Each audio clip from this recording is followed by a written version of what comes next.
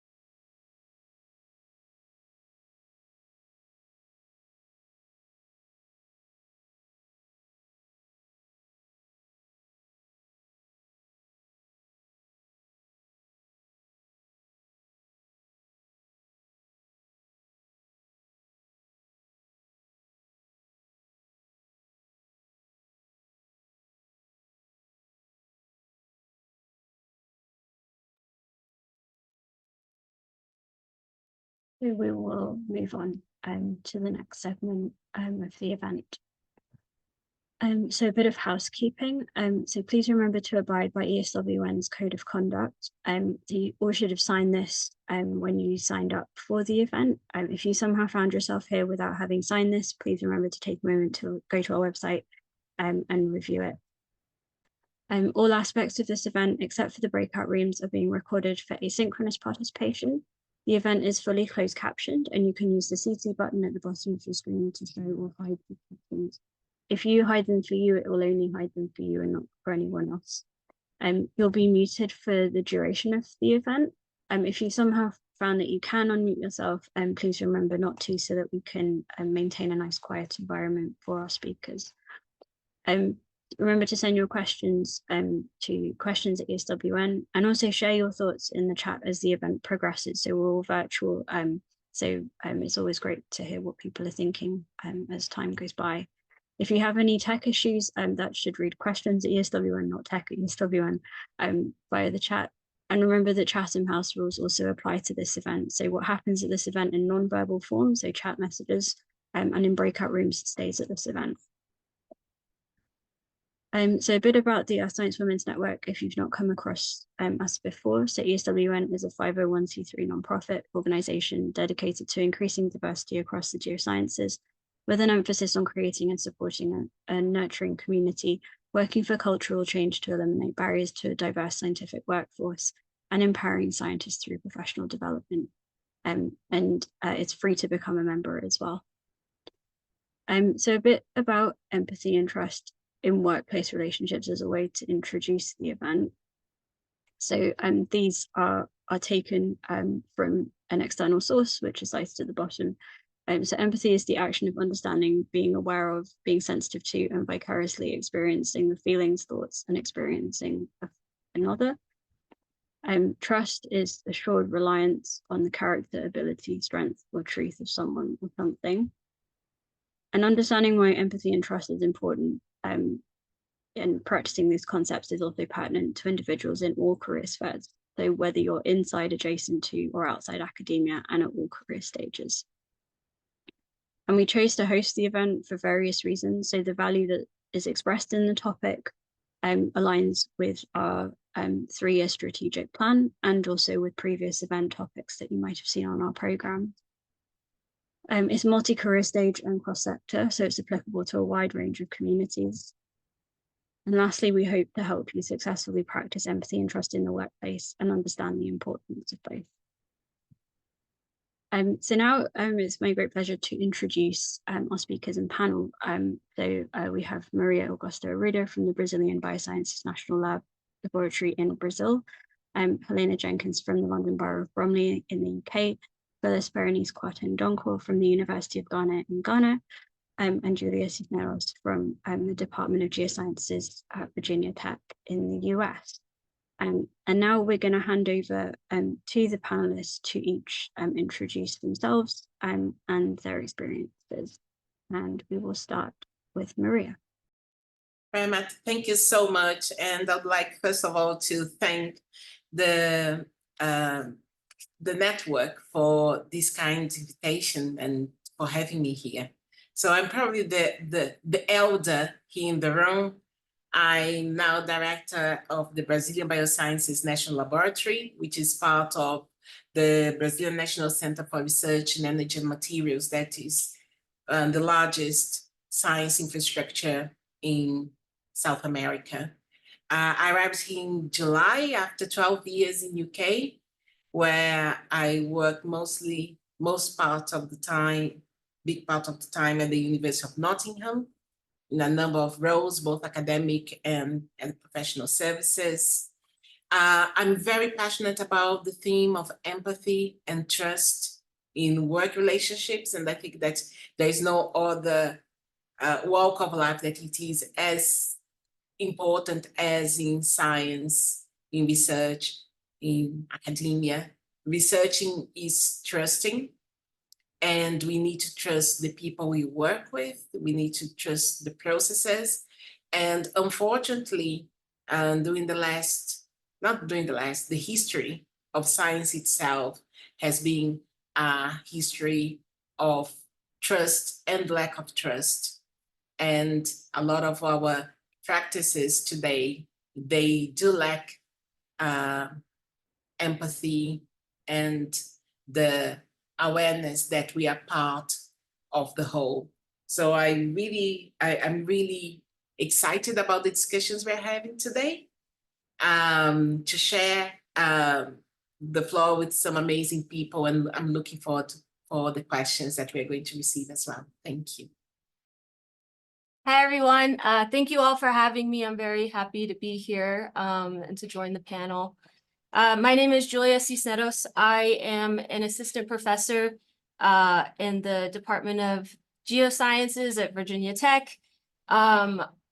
My experience that I'll be sharing is mostly centered within an academic perspective and an early career perspective.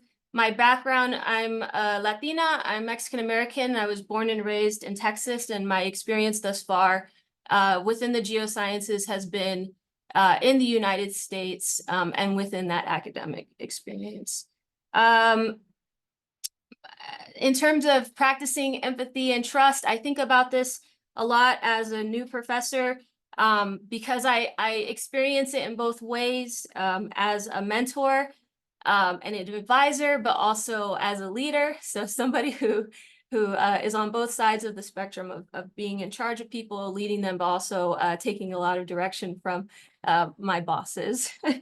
And so for that, I think being an early career researcher, being an assistant professor, there's really a balance between both learning and leading. And so I take both of those opportunities to practice these topics, but also a lot of what I'll share from you comes from what I've learned as good examples.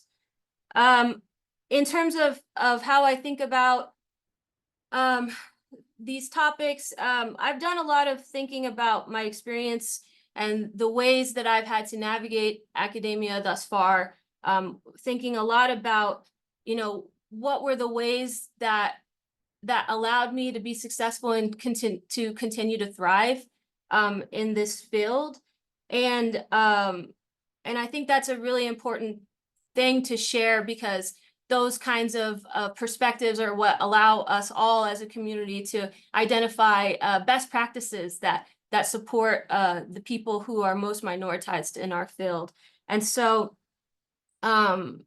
generally my thinking of building trust and empathy, and I'm sure you'll see a common theme here, is mostly centered on open and intentional communication, but communication that always centers and amplifies the voices of the person in that situation that has the most minoritized experience, or who has the least power. And I think if you can do that, then everybody in the situation will benefit, because if you rise, if you support those that have the most minoritized experience and you understand their perspectives, then whatever you create, whatever systems and structures that you create in order to support them are going to go ahead and support everybody else and lift everybody else up as well.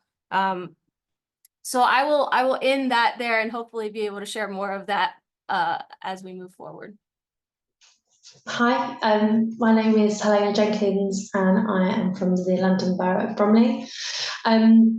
It is an absolute pleasure to be here today, so thank you so much to the network for inviting me.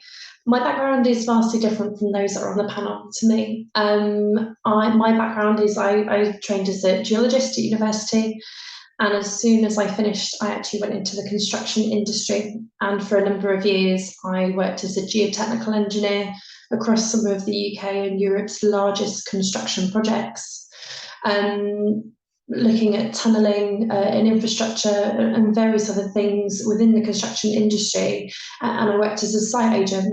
I predominantly worked on site with various people from other sectors. And I've worked with clients across the board within the UK as well. My experience in terms of why I'm here, as I mentioned, my background when I first started in construction was predominantly male in terms of those that worked in the construction industry. It was only 2% of women actually worked on site or were visible on site. And so looking at empathy and trust within the workplace is extremely important, as within the UK we are really lacking when it comes to engineers who are actually coming into the field. And how do we promote this to minorities who before might have not felt that actually they're seen, that their voice is actually being heard? And that is so incredibly important, and this is why this conversation is ever so important, actually having groups that feel that their voices are heard and warranted within that environment. So that is hopefully what I'll be able to bring to the table around bringing a more diverse area in terms of industry and how that looks vastly different from academia, looking at the things that are practiced. So thank you very much. Hello, everyone. My name is Phyllis, lecturer at the University of Ghana, and also having had experience at another university in Ghana, the University of Energy and Natural Resources. I will mostly be sharing some of my experiences once again as a mentee and as a mentor. At my last university, in order to foster empathy and trust, for instance, we formed a women's unit or ladies association that encompassed both teaching and non-teaching staff of the university, which is kind of unique because in most places it's only one group. My experiences with superiors who felt maybe sometimes we were a threat to them or whatever. And then there's also experiences with those who are under us and how we can best help them to mature and grow in their fields. I'm also an ordained minister with the Methodist Church. And again, women in the ministry is a kind of a endangered species in some areas. So we are still struggling for our voices to continually be heard and be given the fair treatment. So these are some of the areas where I would also be sharing experiences from. As at the University of Energy and Natural Resources, I had the privilege to be an acting head of department for several years. And that also placed me in a position where I was overseeing others and how I dealt with them, and from their feedback, maybe some of the things I can share, hopefully it will help someone else here. So I'm looking forward to this. And once again, I also want to thank ESWN and the whole team for inviting me tonight. And I hope that we will learn from each other before we leave here tonight. Thank you very much. Thank you so much to everyone for these really wonderful introductions. We're really excited to learn more from you in the panel discussion. So this will be the next segment of the event. So to the audience, thank you very much for sending us your questions via the registration form. We had a lot of questions, a lot of content, but we found some common themes. We've narrowed it down to some key questions within 6 key themes. The leading questions within these themes will be pasted in the chat so that you can follow along. And just a reminder that there will be an opportunity to ask more questions during the breakout sessions. So if you have any questions as you're listening, send them to questions@ESWN via the chat. So at this point, I'm going to invite all of our panel to come on to their cameras so that we can start the panel discussion. So our first theme for today is the importance of empathy and trust. So empathy and trust are key to a positive workplace. Why should these 2 specific aspects be prioritized in workplace relationships, workplace culture, and environments? And to start this theme off, we'll start with Phyllis. All right. So in every workplace, in order for people to feel that they belong, to feel that they matter, to feel that they have something to offer, it's important that they are not made to feel threatened, or that they are not made to feel insignificant. Because as human beings, once we learn to be open and vulnerable to each other, we can actually give off our very best. In most of our institutions, particularly in the academic sector, there's a lot of biting and dragging because everybody wants to be promoted ahead of this other person. And in a lot of our science sectors, the women are obviously already in the minority. So when it comes to distribution of resources and so on, if you're not careful, the way you will be treated will make it such that you feel like, okay, let me just stay somewhere and take my salary. And every day I'll go home to my home and my family and I'm okay. But once people feel that they are okay and they matter, the whole organization benefits. My current department is very new, relatively, and we're just going through reaccreditation at the moment. And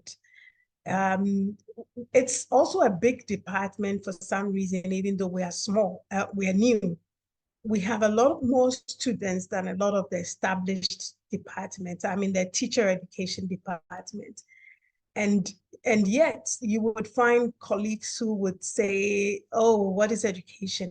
And you know, they'll look down on you. So then we feel like, okay, if I have all these thousands of students and we're taking the same salary and nobody cares what we do, then why should we go the extra mile? But I think that once the head of department, for instance, the dean, lays down and says, you know what you do here matters to me, and feel free to come to me. And when there is distribution of resources, you get your fair share. Because I have a colleague who thinks that she works too much, and when opportunities come, she's not considered. And she's one who will not keep her mouth shut. So, I mean, a lot of people feel like she pushes, but I also understand from where she's coming from. She has a role to play. So if this is somebody who would, if you give her an assignment, she would use her life's blood to deliver. Yet there are others who may not be so willing to work very hard, but she feels that those other people get more opportunities than her. Then it means our whole department suffers. So recently I told our head of department there's a work we need to do. I said, please, you need to distribute this fairly so that everybody plays their role and nobody feels like you have put the whole load on them. So all this idea of, and not because for me, in this particular sense, I wasn't speaking up for me, but from that perspective of my colleague, this is a form of empathy where you feel another's pain, you feel another's situation, and you take up the decision, you make a decision to step in for the person. Once we do that, because I don't know when it will be my turn to be the one who is being sidelined. If I keep quiet and the systems don't work well, then it might next be my turn to suffer the same thing. So empathy here means that even when we are on the same level, we must be allies and we must be people who will speak up for each other and not allow people to be just treated anyhow. Again, it's becoming so common in our world today where people are quicker to pick out their phones, to snap and take pictures to post on WhatsApp or whatever on Instagram, rather than stepping in to intervene.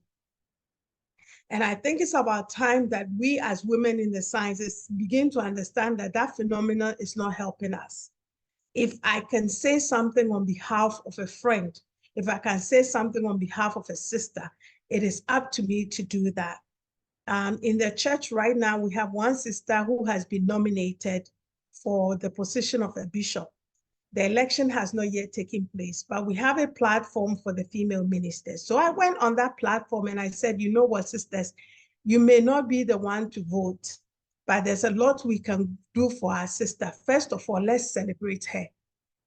Because if we as women don't appreciate that our sister is being elevated, then the guys will say even the women themselves don't want her to come up. So now we set the ball rolling and say, if you don't do anything, just say congratulations to her for being nominated. And then after that, as a believer, pray for her. If you know somebody in her constituency who is going to vote, talk to them and say, you know what, all the women will be happy to see our sister become the first bishop. And these are ways that we stretch, or we can show empathy and we can build trust among ourselves.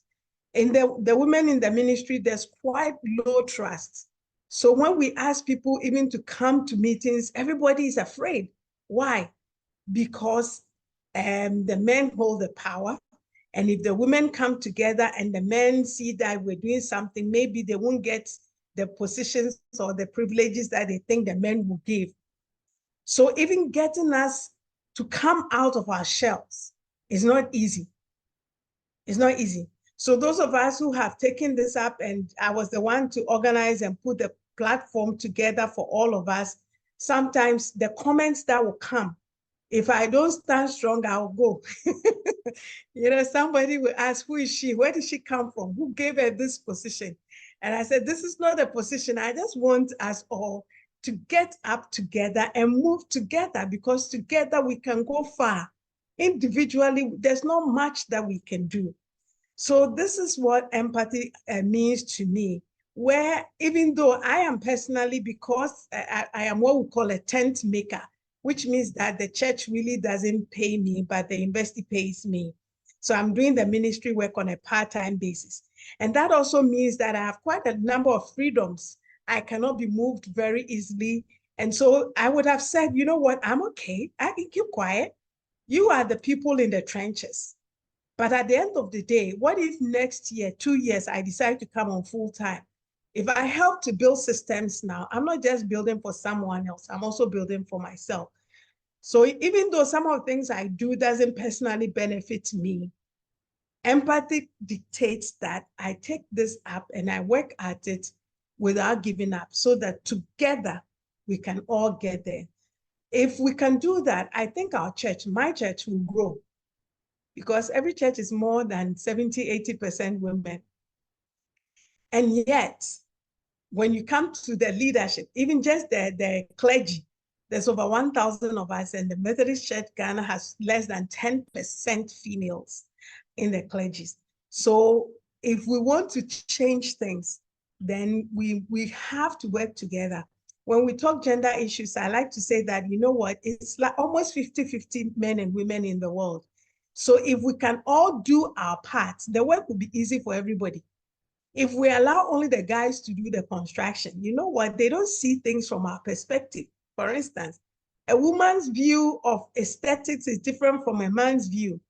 And when the two come together, we see better buildings, we see better construction. But if the men only are there, they don't care about whether a woman wants a comfortable washroom. But we need that, So together, I think we can go further. And so for me, empathy is really important in the workplace to ensure, first of all, the individual development of everybody in that workplace. Secondly, the development of that organization itself. And then the impact of the organization on the society, the external society, national development, and so on and so forth. Without that, a lot of selfishness and greed will continue, and people will recoil into their own small spaces and just work for pay and go home. If we all do that, if we all work for our pay and go home, I think that we'll be in a very selfish world, and that will not be helpful to us. So let me pause here. I think when questions come later on, we will continue. Thank you. Great. Thank you so much. Helena, would you like to also come in on that? Yes, I think you brought up some fantastic points there.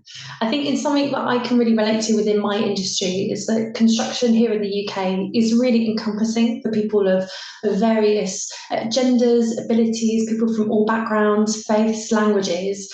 And in the UK, we're doing some really great, good practice in terms of actually trying to promote that to all people, that anybody is welcome in our field. But what we do see is that gender balance is massively lacking.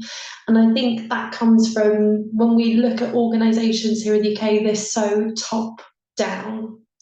That leadership is not there. When I left the organisation that I wasn't, there was one female director. So how can we practice that trust, that actually getting women into the industry, if it's not actually being practiced, where those decision makers can actually make a real change? Within my role as a culture coach within construction, trust and empathy is at the heart of those conversations that actually can augment the culture of what a project, an organisation, what a group of people can do to not just, as you say, come in and get paid, but actually what giving that 1% more can do. And actually giving that 1% more could mean that actually we're going to get a huge and a much better diverse range of voices that will be seen. I know that when I first started with my role, I didn't want to be highlighted as a female engineer. I wanted to be highlighted that I was an engineer that had my voice, but so happened to be female. And to not come across as oh, because she's saying this, she's being pushy. Because she's saying this, she's being demanding. No, I'm trying to get the best out of people, and just because I'm female does not mean that I have an agenda behind me, but actually my voice should be heard.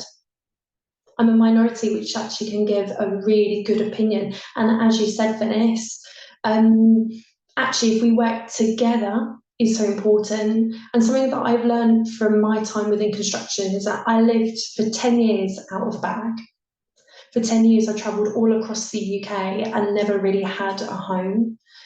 And what that means is actually we have to build these relationships. It takes time. We have to invest in being with other people, in the places of work. Our work relationships are incredibly important, and sometimes we take them for granted. That's why we see people coming back from retirement because of the lack of social connection that they aren't having. And to actually build that trust and empathy is time. I spent more time with my colleagues in the workplace than I did with my family, my friends, my children.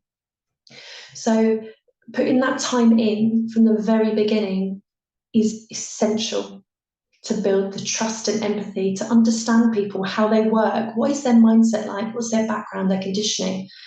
Understanding them on a really kind of molecular level to actually be able to come to a point where you can reason and understand with them is so important. I think you said some great points. Thank you. Thank you so much. Would anyone else like to join in for this theme? No? Okay, we'll move on to the next one. So theme 2 is all about practicing empathy. So how can individuals learn to be empathetic and realize when they're not being empathetic towards others they work with? And why might individuals choose not to practice empathy? And to help us out with this, we have Helen to start. Thank you very much. So as I've mentioned just previously, giving time is really important. I think something that we preach to young people and children is that we treat people the way that we would like to be treated. And sometimes that isn't always practiced. Sometimes we can forget that actually the way that we come off isn't always the way that we think we are, or the way that we're being spoken to. Others can think, oh, actually, I said this, however, they've not actually thought about their tone of voice, or they've not thought about their language, or they've not thought about their body language. And these are 3 really small things that we can do that actually can mean sometimes actually we feel that conversation is closed and we can't move any further. And I think being really self-aware is very important in terms of what we're talking about, who we're talking about, is it appropriate? And that comes again in that line of actually building that relationship. The same way when it comes to, our students at universities and their lecturers or anyone looking after them, that there's a line. And again, there's a professional line within industries as well, But also, we have to nurture people. We are all individuals, and we should all feel that there is some kind of open door policy and where we can go to ask for help and support, whether it be an area which we are personally affected, which may be affecting our work in some way, or a way in which we are professionally affected but is affecting us personally. It works both ways. And that's really, really important, that within the workplace, a place which we will spend more time throughout our years than anywhere else, most likely, we have that place to do that. And that we don't feel judged. Judgment is a really, really big part of that. Going to somewhere where we know that actually we can speak openly, freely, without somebody looking down at us, or maybe actually thinking we might not be that person to be in that room because of prior experience or perhaps lack of knowledge, whatever it might be, but actually hearing us for what we've got to say. And I think the best way in which we can do that is for people to be really good listeners. Sometimes we just need someone to listen to what we can do. In terms of those who might not actually want to practice empathy, that can be down to stereotypes, biases, historical conditioning, many things which make up our mindset in terms of the environment that we grew up in, the time in which people grew up in, not being able to kind of adjust to our modern world, whether that be down to what we might call somebody, how they would like to be addressed, all sorts of things, and feel very much kind of stuck in, this is me, you can't change me, and that's it. I remember talking to somebody a long time ago, and I was asking them about their job and if they thought that they were doing it safely. And they said, oh, well, I've been doing it for 40 years. You can't change how I do this. And I said, I'm not trying to change how you do this. I'm just trying to make you aware that that way that you learned 40 years ago might not be the safest way. And he came from a point of being really kind of standoffish, and I'm going to stand my ground, and you can't tell me how to do my job. And I said, I'm not. I said, I just want to make sure that you go home safe. That's all. And it's coming from a place of understanding. And actually, once we worked together for a couple of months, they went to me, you're all right, you are. You're not too bad. And that's because we actually took that time to be with each other, to spend that lunch break together, to go out on that night out where we were 300 miles away from the office for 6 months in the middle of nowhere, and actually putting that time in outside of work. Building those connections are really, really important to ensure that empathy and trust is there, not just from a professional perspective, but also on a personal perspective. Thank you. Thank you. Maria will also. Thank you, Elena. Thank you, Elena, for your answers, and Phyllis as well. So it was fascinating to hear the perspective of two different spaces, isn't it? Your faith space and your academic space, your professional space.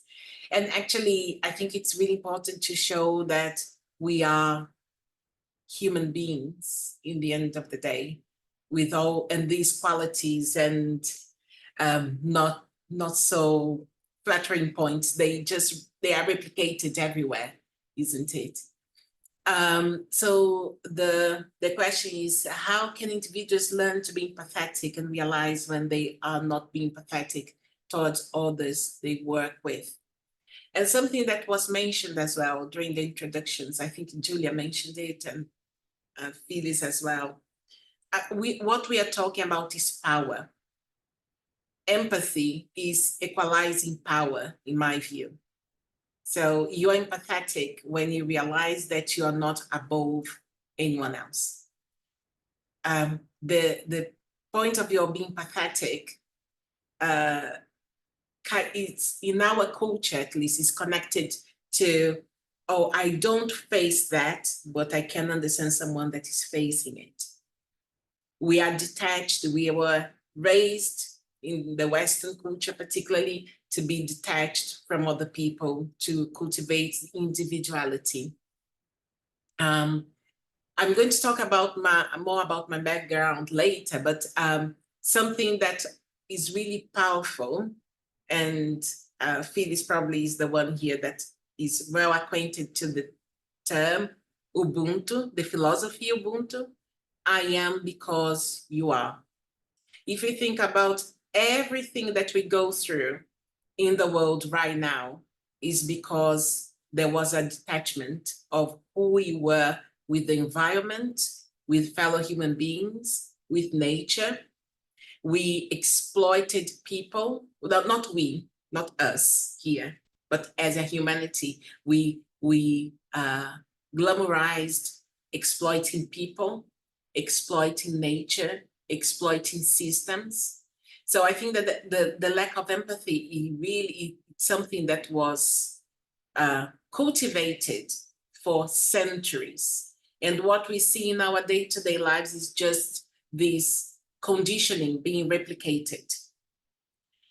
The good thing is that with being human comes the reflection and thinking about each other and asking ourselves and trying to and observing around us. And I think that it's fair to say that 99% of the problems we face today as humanity, from the conflicts in the Middle East to starvation to climate change, has to do with lack of empathy. So what about us thinking of empathy as a strategic tool? I think that's something that would really change the game. And when it comes to identity, well, what brings us here is that most of us are women in academia, women in science, women in research. But we know that not all women were treated the same way as well. There are women and women. There are women of the global north, women of the global south, women with enslaved heritage, women that were natives and from their places where they were displaced. So even inside, you know, it would be lovely if we could think that, you know, oh, we are all very empathetic because we are all women and we know what it is to be the underdog. But even there is like some are more underdogs than the others, and depending how you see. So there is always, from the moment of having empathy, there's always this counter current making us detach ourselves from being part of the whole.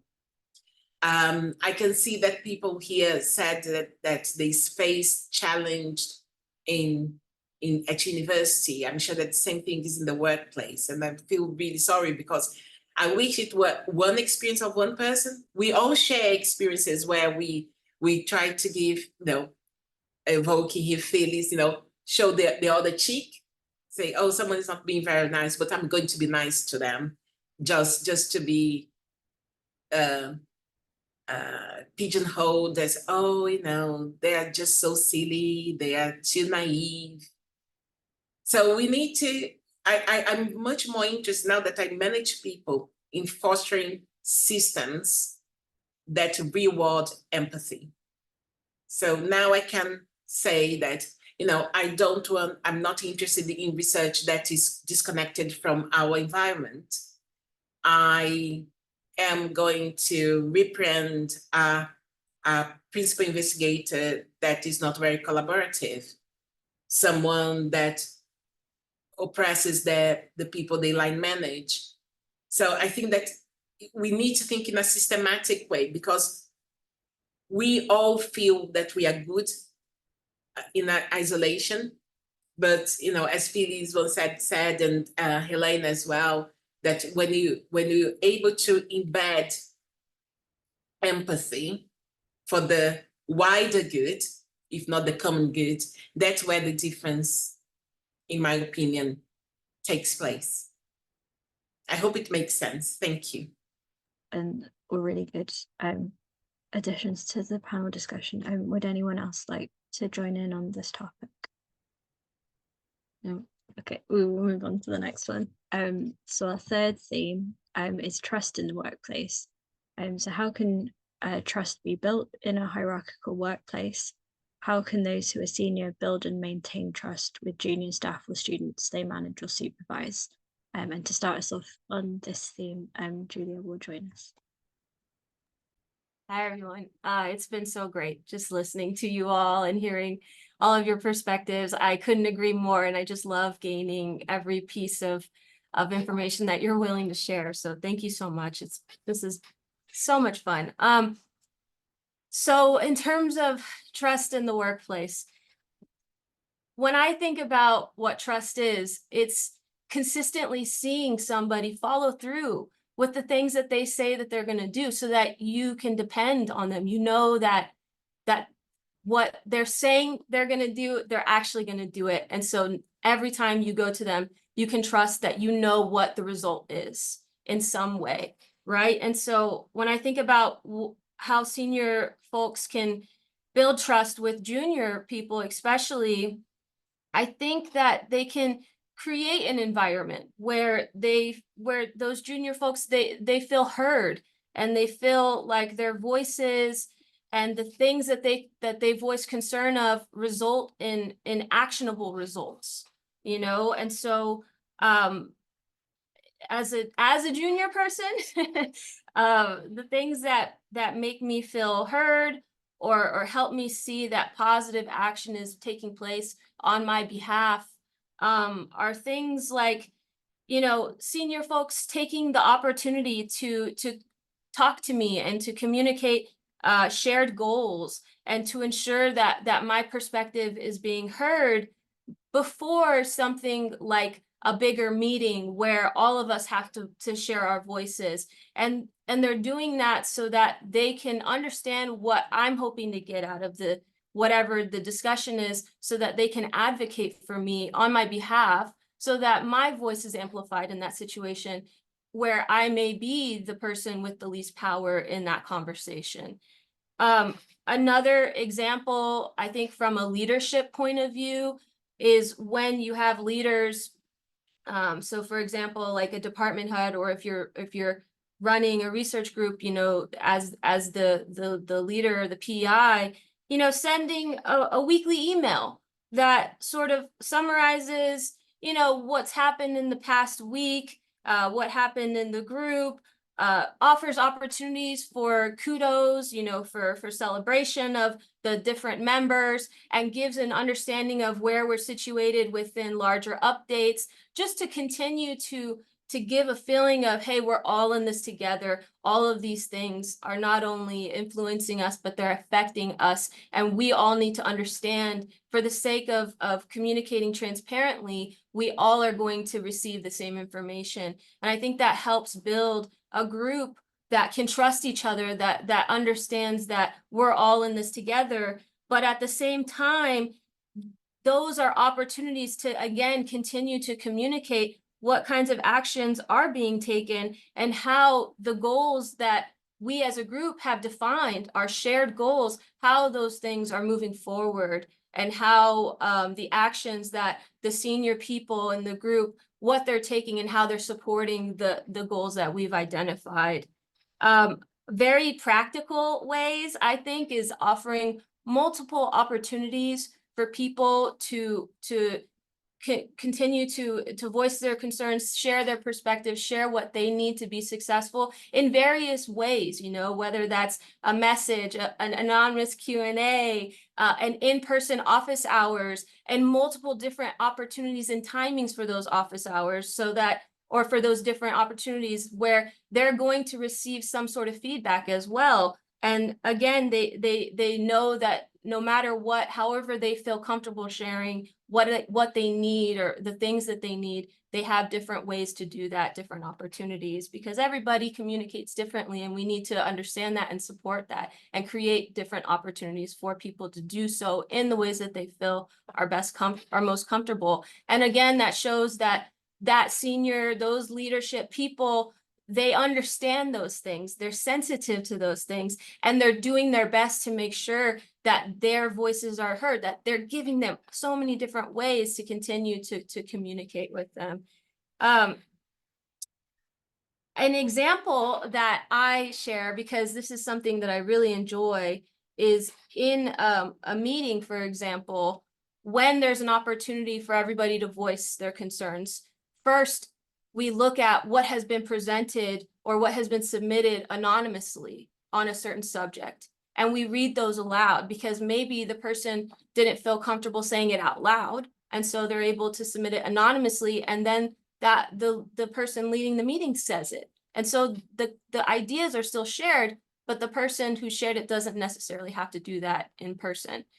But at the same time, allowing people to share their ideas while going up the hierarchy of leadership, so that you ensure that the people who, again, have the least power may feel that they're not often given opportunity to share those concerns in a group, that they're given the most time and the most focus, because these people are the ones that are making the decisions. So we should give the people who the decisions are going to affect the most time to share their thoughts and what they want out of whatever the decision or discussions that are being had.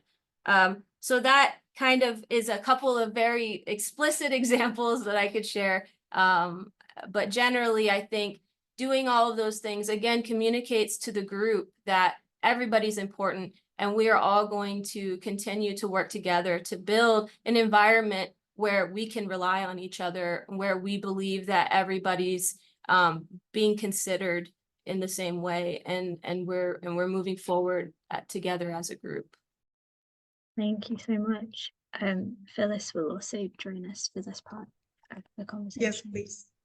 So just a couple of quick ones to add to what Julia just shared. So in fostering inclusion also in the workplace, that means also for me that if you are the leader, you also operate an open door policy where everybody feels free to come to you, even outside of the meetings or whatever, to share their opinions, and you take the time to listen and make sure that you include their points, whatever they come up with, include that. Also making sure that we recognize those who make the right contributions. I don't know any of us here who have been in a meeting where you made a point, it was shut down, and a male colleague makes that point and it is taken. It's rather very interesting. So, I mean, for us in this capacity, we have to guard against that. Let's learn to make sure that we don't repeat those things, so that if we are with our colleagues, whether male or female, let's hear them and let's recognize the ones who are actually making those contributions. And I call them that kind of recognition because it builds trust. The moment I realize that you don't take my views, but when somebody else rephrases it, you take it, then next time I come to a meeting, I won't talk. Right? I won't talk, and it doesn't help the organization and it doesn't help to build trust. Then offering support and assistance to colleagues. From time to time, people will have whatever issues they are going through. Being able to let them know that you are there for them is really important. In our part of the world, we actually do get into each other's lives a lot, you know. They'll come to your funerals, they'll come to your weddings, everything. So if you don't go to someone else's funeral as the head of department and you go to someone else's mother's funeral, that creates a problem. So if you're not going to be able to go, you need to be able to tell them why, or, you know, make sure that you are offering any support that anybody needs and being open about your absence or otherwise, or your inability to do something. Sometimes it's difficult for people to say, I don't have an answer to that, or I don't know. Seriously, it looks like there are people who don't like to say, I don't know. Teachers in particular, we are very fond of that. As soon as a question comes in class, we want to, by all means, provide an answer. I like to do a declaration in my lectures and tell them first meeting that I don't have all the information. I'm not an expert here. I'm coming to help you to learn. So if you ask me a question and I don't get it, I'll ask you to go find the answer and come share with the class. And it's okay in the workplace to do the same. If people come to you with issues and you don't have answers, to tell them you will find the answer. And when you do find the answer, tell them, let me consult. And sometimes the help they need is not coming from you. So if it's not coming from you, don't claim that it's coming from you. This is building trust. So you came to me and I said, okay, let me do something about it. And then you find out that, okay, someone else is the one who can provide that support. You need to be open and frank with the person and say, you know what, this is not coming from me. This is coming from so-and-so. It builds a lot of trust in you as a leader, that they know that even if you are not the one providing the help, you will still provide, give the recognition where it is needed most. Also, as colleagues and workers, our competence and our dedication to our work, our integrity fosters trust in the workplace. The more people know that my word, my yes is yes and my no is no, the more everybody feels like they can trust you in the workplace. And if they find out that you're somebody who cut corners or whatever, very soon you get labeled.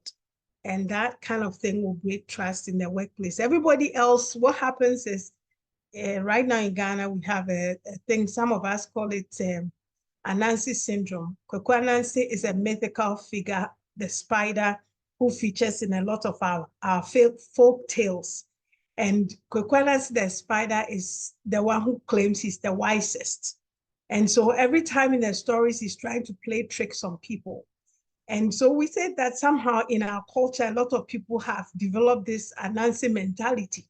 So I want to make sure that I can one-up you. And when we do that as a society, we all fail. We all fail as an organization. If everybody wants to be the smartest one in the organization, nobody gets anything done. You know, Mr. Nobody. Everybody expects Mr. Nobody to do all the work, and when Mr. Nobody is available, nothing gets done. And that's something that reduces trust in an organization. So we need to own up to who we are, what we can do, and do it as best as we can, and make sure that we maintain our integrity all the time to foster that kind of trust in our organizations. And I think it will help us to build strong organizations. And finally, Julia already talked about the open communication. If you don't tell people what you expect of them, it doesn't work. So let's make sure that the systems are in place, the procedures are laid out, so that if there are sanctions, they are also clearly spelled out. If there are rewards, those rewards are spelled out. Then it's difficult to hide it behind and give somebody's reward to someone else. As long as everybody knows that we're all following the same standard, then it makes it easy for everybody to play their roles. So once again, thank you. Let me pause here and then we'll come back later. Thank you. Thank you. All right, we're going to move on to Team 4, where we're going to hear from Helena and Phillips. Team 4 is workplace power dynamic and dealing with unfavorable situation. The question is, what happens when empathy and trust is not present in workplace relationship? How does this affect an individual who is on the receiving end? How can individual experience a lack of empathy and trust deal with difficult situation? Thank you. I think this is a really interesting question. And in terms, I suppose, of my own experience, when I was at 18 at university, I was diagnosed as being dyslexic and dyspraxic. So I think really creatively, which is brilliant as an engineer, because you have to think on your feet, come up with all sorts of situations and solutions. And as a geologist, I was told I was a born problem solver from being in that industry, which many of us are within the Earth Science Network. We are problem solvers, and that helps us to do that. But it took me to the age of 30 to tell my line manager. And that's because I never felt I was really in the position to do that, because in my role now that I have within the local authority within the UK, my line manager is really understanding. She's female. She comes from a very similar background. I can see part of myself represented in her. All my line managers before have been male, have been climbing that ladder. And I felt I haven't really had that time to actually dedicate themselves to me. And when I say, I've got a problem, they go, all your spelling's rubbish, you need to do this again. And that actually just makes me want to shrink even more, rather than say, I've got a problem. And I just felt that there wasn't that empathy or that trust to really understand my situation sensitively. And I've seen this in the other way, in which I will speak to people, speak to some of my colleagues, mainly male within the industry, and ask about their work. And all of a sudden I can get very defensive. And I'm asking them about things. I'm inquiring about how they do their work and why and whatnot. And sometimes it can be very much a power struggle. That's not what I'm doing now. I'm here to help you. I'm here to help you in your role. Within the construction industry, a really big group that we see who really struggle when it comes to culture are those managers and supervisors. We have top-down directors pushing an agenda downwards. We have those people who might be at the bottom of the hierarchy who are pushing up ideas. And those people that are kind of in the middle of that band of between two opposing, sometimes issues, are our managers and supervisors. That can sometimes take some of those constructive criticisms extremely personally. But because there hasn't been that trust and that empathy built between all those three layers, Actually, when there's things that are going on outside, whether it be challenges around mental health, things around neurodiversity, challenges in our personal life which are affecting our work life and vice versa, actually we take things that person is doing that because they have an agenda against me. And actually that's because we have no understanding around people's individual lives.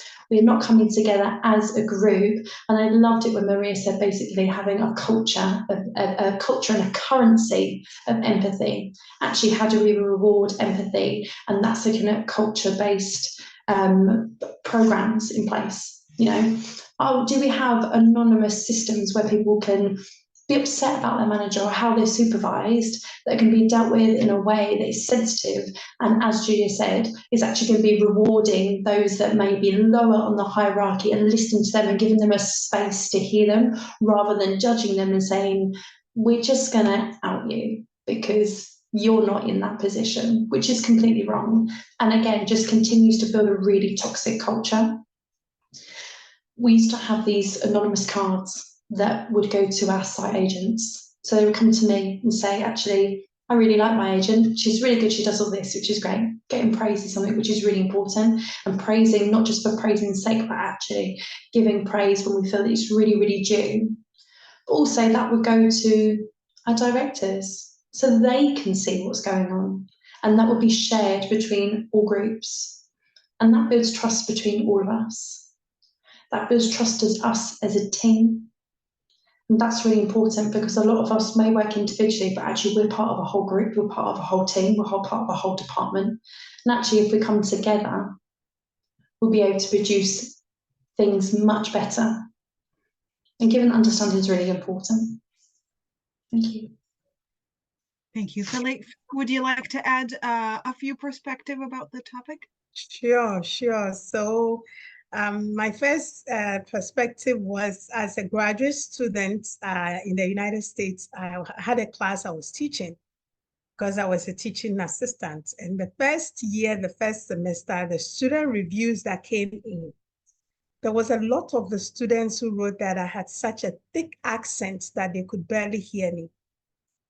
But I was also taking classes. So my program director was my supervisor. And he said, you know what, Phyllis, I can understand you perfectly. I don't know what these students are talking about. And so this gentleman gave me an idea. And he said, you know, the next time you go to class, just tell the students once you introduce yourself that, you know what, you have, to my ears, you have an accent. Just like to your ears, I have an accent.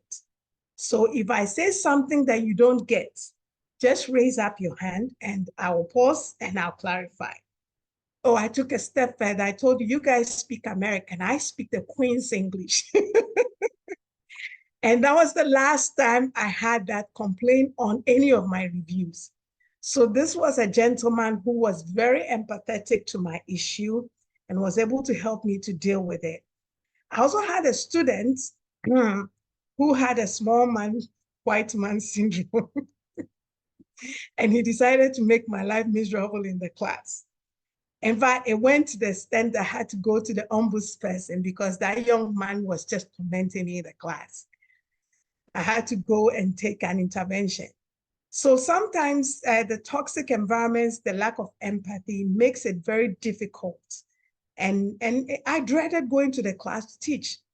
Unfortunately, I had different sessions of the same class. The other class, I didn't have an issue, but when it was getting to their session, I was having palpitations. You know, in the workplace, I also had another colleague, a senior man who felt, for whatever reason, I didn't belong in his department, and he would choose to make my life miserable.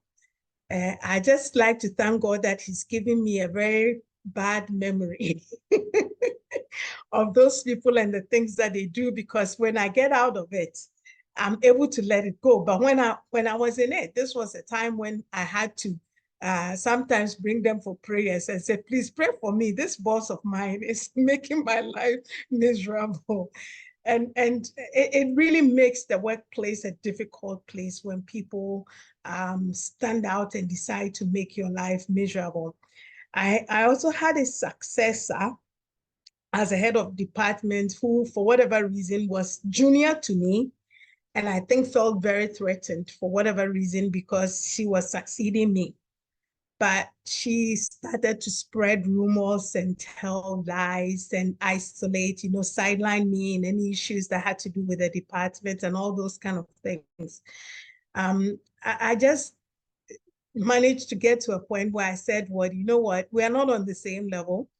Today, you might have this administrative position, but really you are not on my level. So I had to be able to deal with it on that level and say, I'm not going to let this get to me.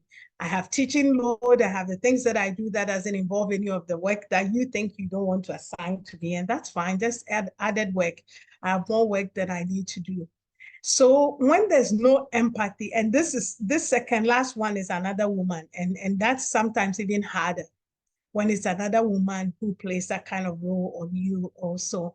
So when it happens like that, it really makes the workplace difficult. For me, some of the things I did to build my resilience, like I said, was to look at the person and say, I'm not competing with you for anything. So if anything at all, as long as I can do my work and not get sanctioned for not doing my work, anything else is added, I can do without it. So I had to learn to let some of those things go. And when I needed intervention, like I said, if you need counseling, if you need to go to the ombudsperson, please do. And don't just take it. That's the other side of it, because I had to report this young man and I had to have people step in, and he was moved to a different class. That was it. I didn't need him in my class. Anytime I raised an issue, he raised counter issue, causing confusion in the class. I didn't need that. So don't take it all the time. There are times when we don't know who else to talk to, but even if it's not reporting in the organization, if you can get a counselor, if you can get somebody outside of the workplace who can step in and help you, please do that. And that means that all of us also need to open our eyes and our ears and look out for these things as well in places where we can step in and see how best we can assist those people. Thank you very much. Let me pause here once again. I think more questions will come and we may have some things to share. Thank you. Team number 5 will be answered by Julia and Maria. And team number 5, workplace relationship and identity of positionality. How does your positionality influence the way you navigate relationship in the workplace? How can we be understanding and sensitive to individuals from different demographic background? Julia, would you like to go first? Sure. Thank you so much. Yeah, I think this is a great question. I think recognizing your positionality, and if you feel comfortable, and especially if you are the person in that situation, I use the word power a lot, who has more power, if you can communicate that, I think it's very important as you work towards creating intentional relationships in your workplace. Again, I always communicate my positionality. So in this situation, I navigate my job again as a faculty member, and as a mentor and advisor, as an assistant professor, faculty member. So there are places where my positionality and my privilege changes depending on who I'm talking to in that situation. And so I often will start a conversation where I explain in that moment what my positionality is, what my perspective is, and then I explain what the purpose and what the intention, what my intention is as I'm pursuing the conversation or the meeting that we're having with the various people in the room. And I do this very intentionally because I think it helps everyone sort of step back and realize and think about how they're approaching the situation and how they may be navigating it differently or similarly. And so a part of that as a leader is also giving an opportunity to ask again for the other people in the room for what their perspective, what their intentions of that conversation is. So in academia and in geosciences in particular, the structures and the systems that have been built for white men.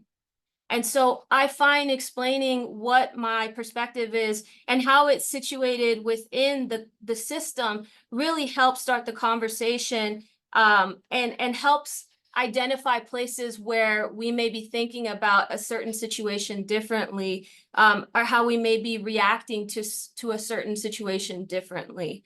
I say that because what may be a barrier for me may not be a barrier for somebody else, or what may be something that is hidden, that's a hidden curriculum for me, may not be for somebody else. And so it's important for that to always be at the center of the conversation, so that there's no, you know, moments where people are confused or people are taking what you're saying in a different way because they don't understand how you're coming at the situation.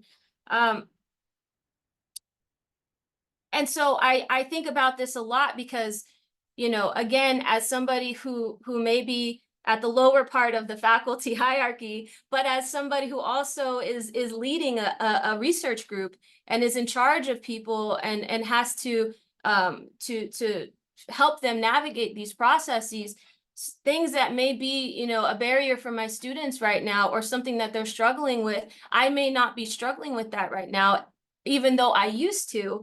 And the reason that I'm likely not struggling with that is because as I've moved up the academic ladder, I've gained more experience, more autonomy, and more power. And so while I am sensitive to the things that they're experiencing, I think that's a superpower of ours, right? If we can be sensitive and remember what we went through, that's going to be very helpful. But it's also important to, if you feel comfortable, to also advocate for yourself in the moments when you can, and advocate for your colleagues and for your near peers in the moments where you think that they could benefit from that, from explaining ways that they may be navigating a situation differently based on their positionality.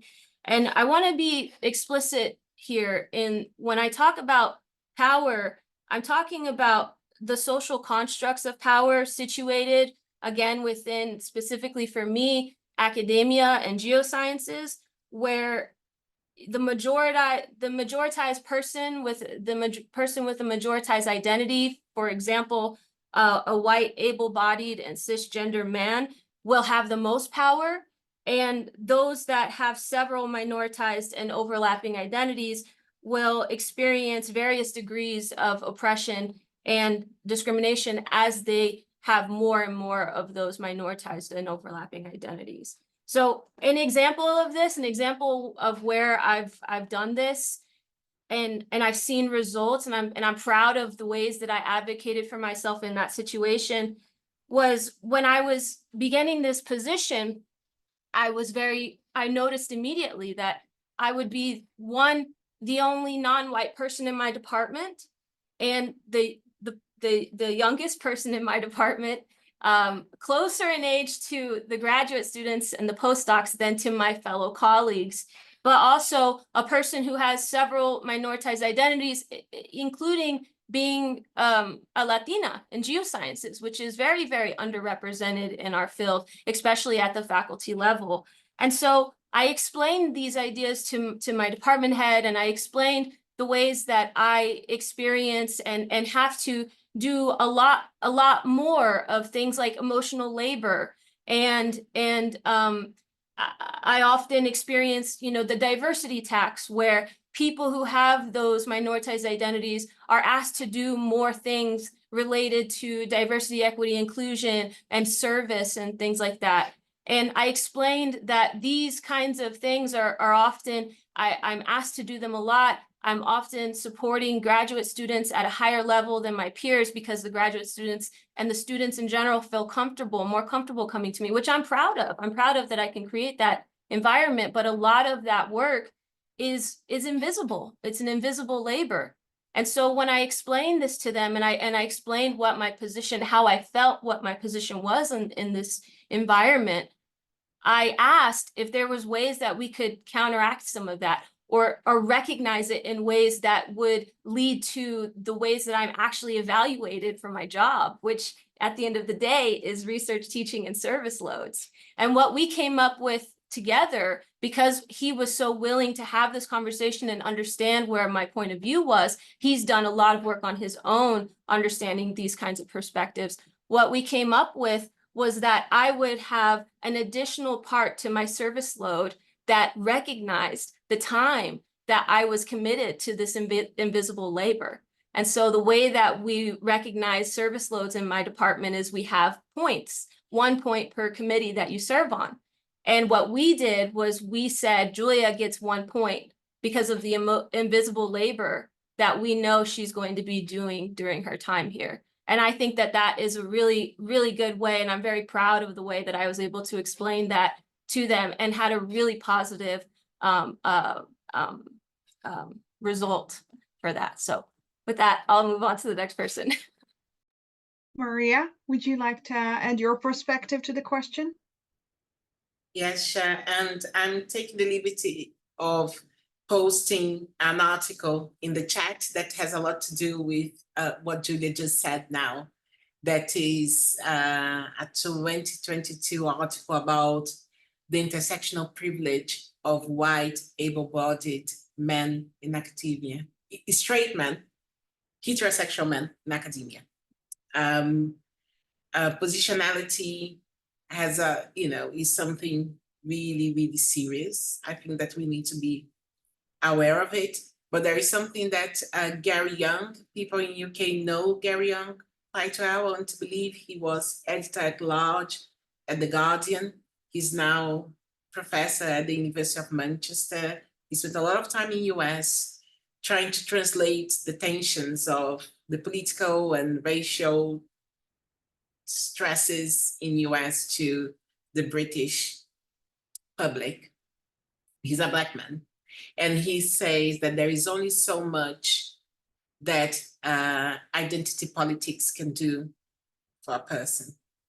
And if people know what's happening in the UK right now, the Conservative Party boasts to have the most diverse cabinet in the history of UK. The UK Prime Minister is an Indian man. There are many women of color in the cabinet. You wouldn't say that if you paid attention to the politics or policies, to the policies that have been implemented there. You wouldn't connect it.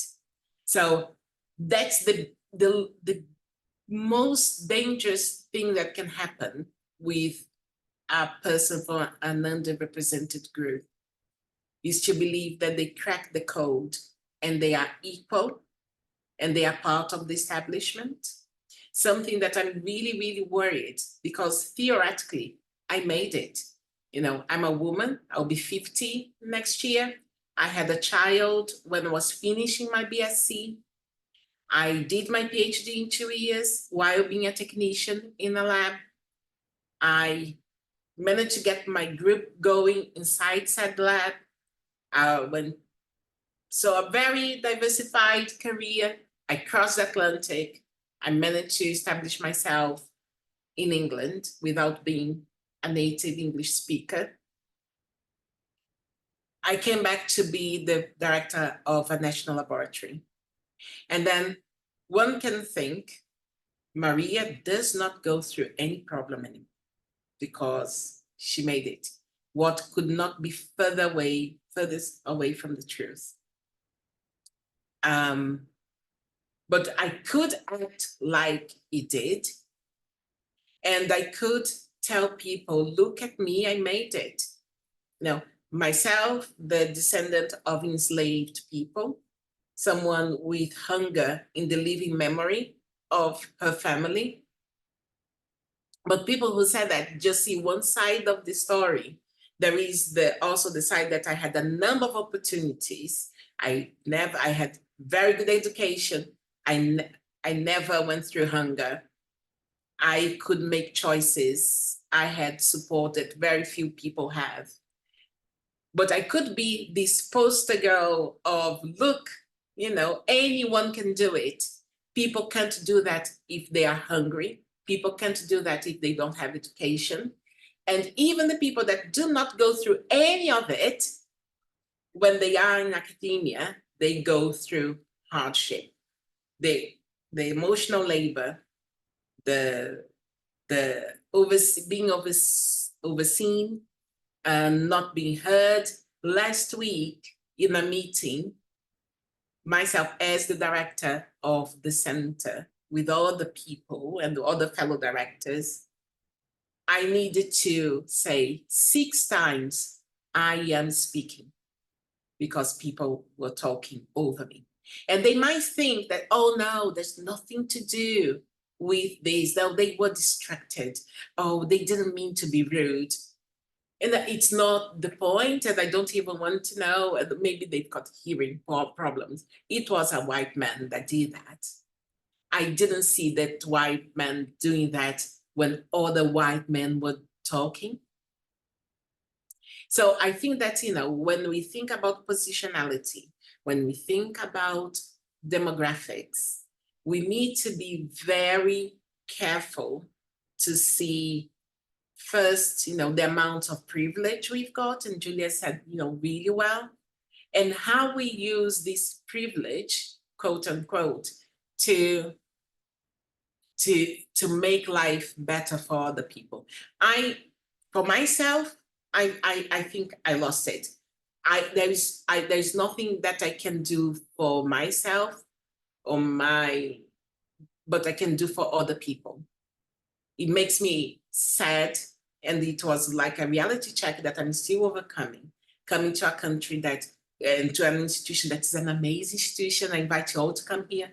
People are amazing, doing amazing research.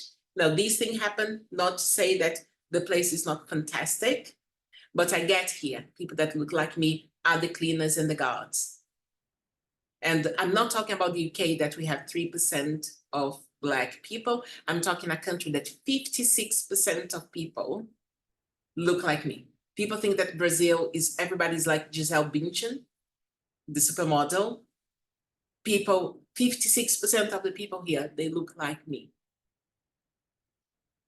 So we've got all these layers that are replicated throughout the world, and sometimes it's not the race, it is other, you know, being from different tribes, different families, different religions, but it's all there. And I think that in my job as someone that, you know, there are not many people much senior than me, it's to, how can I create systems that will, because this thing is going to happen. The prejudice, the oppression, we can't sort it out completely, but how can I create systems inside my workplace that are going to dampen the impact of these things in someone's career? How can I, you know, that's amazing what you said, Julia, that you had like a score for the emotional labor. I don't know many people, many places that do that. It, you know, it has a lot to do with your ability to articulate it so clearly. So that's, you know, as someone that is younger than me, it really comforts me to listen to that. But there's also the ability of the person that was listening to you to reason. And I think that's the success, you know, of generations. And just wrapping up, that I know I got a bit emotional and I talk too much. We stand on the shoulders of giants. When we even, you know, the huge difference between me and all of you is a blink of an eye in history. So we need to continue this work, because there are people that lost their lives or lost their peace or lost their freedom, so we can have this discussion now. And, you know, let's not allow the stratification of privilege to wipe, you know, the hard work that has been done so far. Because I should confess that, you know, being, I struggle to see myself as a feminist. Obviously I am, but I struggle because it's a term that has been so charged.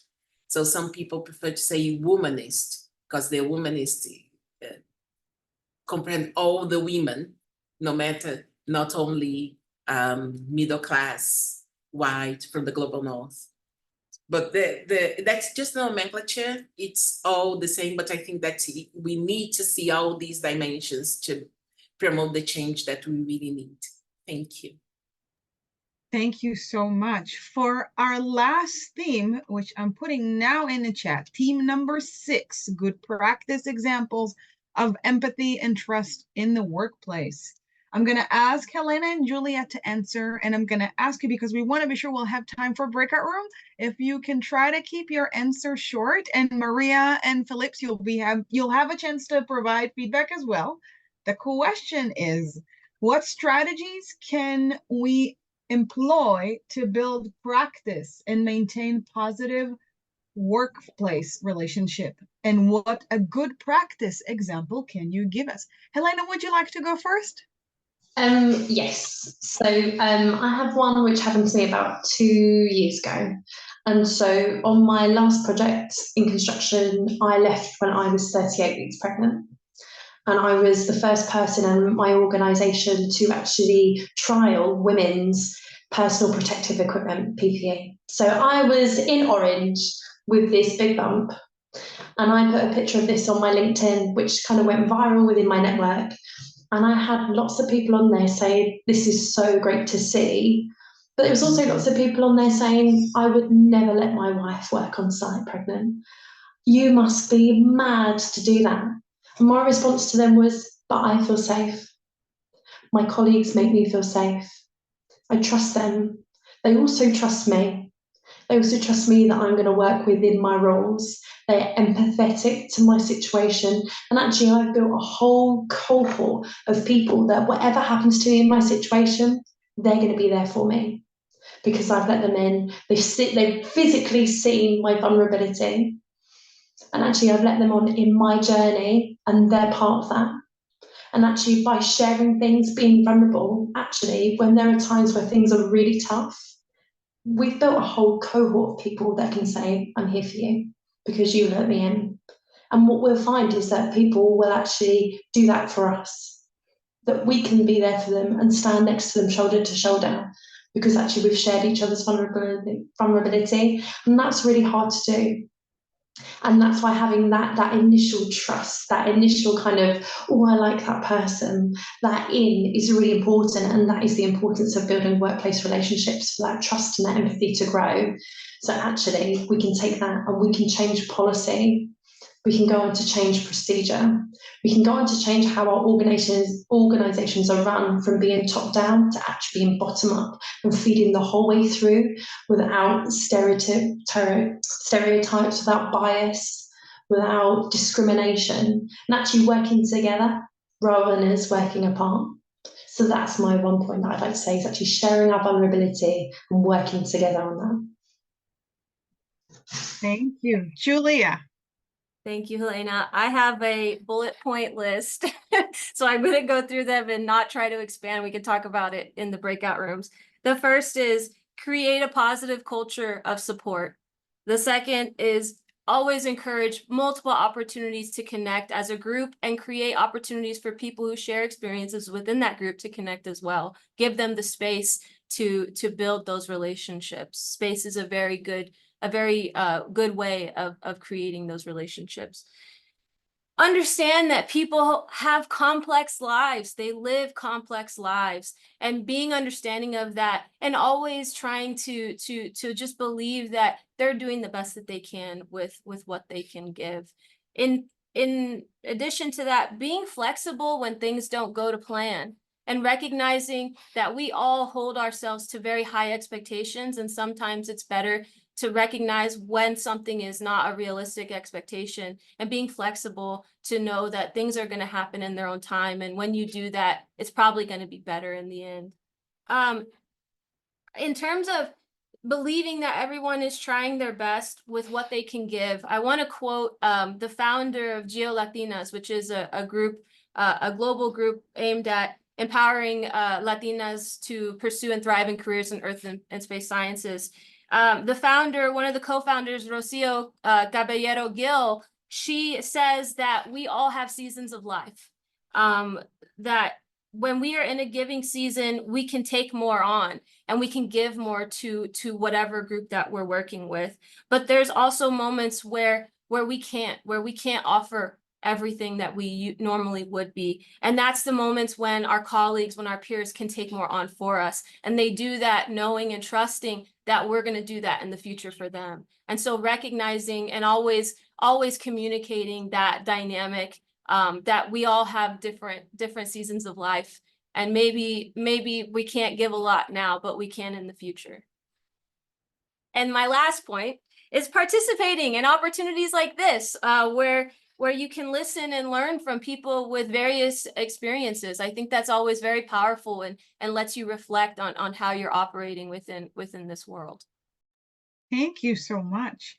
Maria, would you like to add a few things that were not mentioned by the previous speakers? Sorry. And I would like also to apologize myself. I was writing to Remat that I won't be able to be in the breakout rooms because of another commitment I've got. It was like the most amazing afternoon to be here with kindred spirits. I think that everything that was said resonate. I think that we do need, we are all survivors to some extent, and we all suffer from survivor guilt. And you know, this thing of it's never good enough. It's always the next paper, the next position, the next promotion. And we raise people. When I say raise, you know, our students are the people we supervise, the people that we lead. We unadvisedly, we push them the same way because we know we don't know better. But I think that in spaces like these make us rethink, reframe success, reframe fulfillment. So I think that, you know, being kind to other people, being kind to ourselves is in the very core of empathy and subsequent trust can bring to our ecosystem. Thank you very much. Thank you, Maria. Felice, would you like to add a few points from your perspective on this question? Just very quickly, maybe it's elaborating on the long list that Julia gave. So being very welcoming, I've said this before, there was a time where I was sharing my office with two other colleagues at the head of department because they did not have office space. You know, just and they felt okay to come in and give the key out, and that was fine with them and for everybody. So if we want to foster the spirit of trust and empathy in our workplaces, we have to set the tone. I think we all have a role to play, and as Maria just said, as survivors, we're not going to bow to the guilt and the imposter syndrome or whatever, but we need to be the allies and speak up when we need to speak up. And if we have the position to act, if we have the power to act, then obviously we must be the ones to also act to ensure that everybody in our workplaces are feeling safe and that they feel that they belong. Thank you. Thank you so much for each one of you. So really, I want to thank to each one of our speaker for your time, for your effort, for your thoughts. This was just an amazing event.